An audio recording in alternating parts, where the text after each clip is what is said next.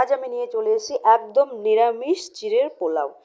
তো আমি চিড়েটাকে প্রথমে ভিজিয়ে রেখেছিলাম, তারপরে ঝরা দিয়ে নিয়েছি। এটা কিন্তু মোটা চিড়ে।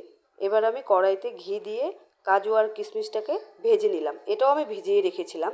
এবার কারি পাতাটাও ভেজে নিলাম। এটা একদম নিরামিষ বানাবো আমি, এখানে আমি কোনো পেঁয়াজ টিয়াজ ইউজ করব না।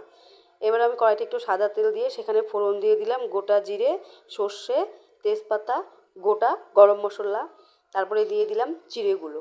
চিড়ে দেওয়ার পরে একটু হলুদ দিয়ে দিলাম, একটু নুন দিয়ে দিলাম। এবার ভালো করে নেড়ে চেড়ে ভাজা ভাজা করে নেব। তোমরা দেখতেই পাচ্ছ আমি ভালো করে একটু নাড়ছি। তারপরে দিয়ে দিলাম চিড়েবাদাম, এটা আমি আগেই ভেজে রেখেছিলাম। তারপরে দিয়ে দিলাম কাজু কিশমিশ।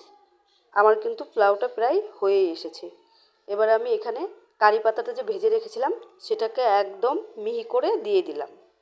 এবার আমার হয়ে গেছে, নামিয়ে নিলাম। খুব সুন্দর একটা গন্ধ বেরিয়েছে আর হেভি টেস্ট হয়েছে, দারুণ।